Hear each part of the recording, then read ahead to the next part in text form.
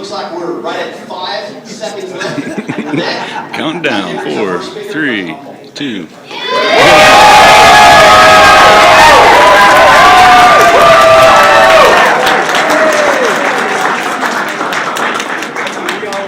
Carol? Our rallies that we do, we have a reputation for always starting on time. It looks like you're very precise too at starting on time. But thank you very much for this opportunity. Before I start, I'd like to introduce my wife of 55 years and 2 of our granddaughters standing over here. It's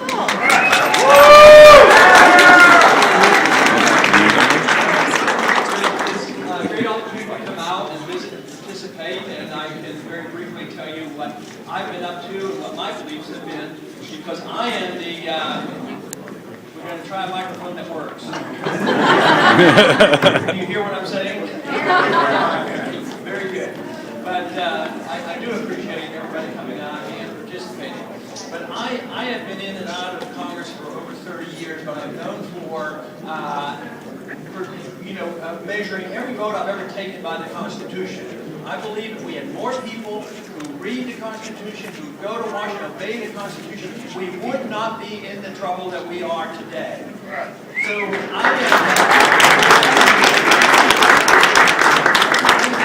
my cause is the cause of promoting liberty.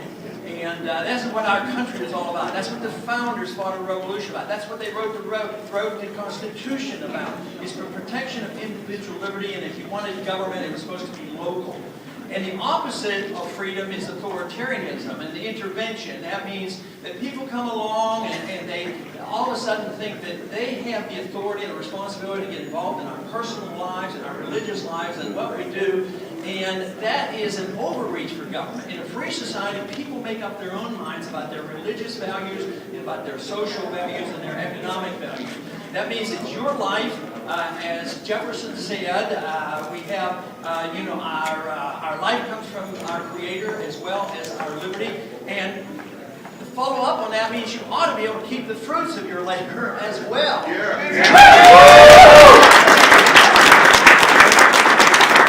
The authoritarian approach is what we've drifted into. We've lost our way quite a few years ago. And now we have authoritarians who run for office. They want to tell everybody what to do. Just think now, you don't even have the right to pick your light bulbs that you want to use. It's the government coming down on us on every little thing. But we've also branched out too far on what we want to tell other people around the world to do.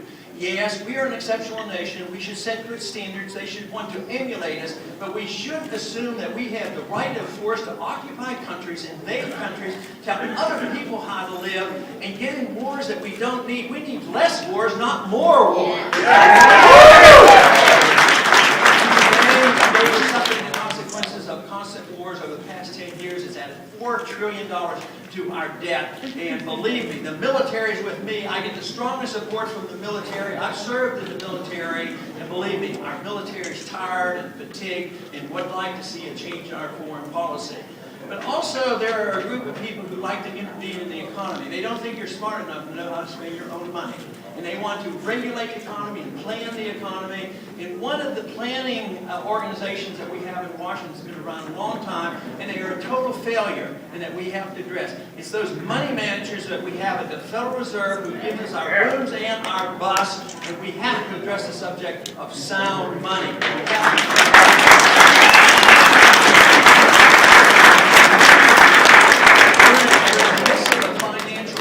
Right now, because of the boom bust cycle, spending too much money, our debt is exploding, and right now, my proposal for the first year in office, I would want to cut real spending by $1 trillion. The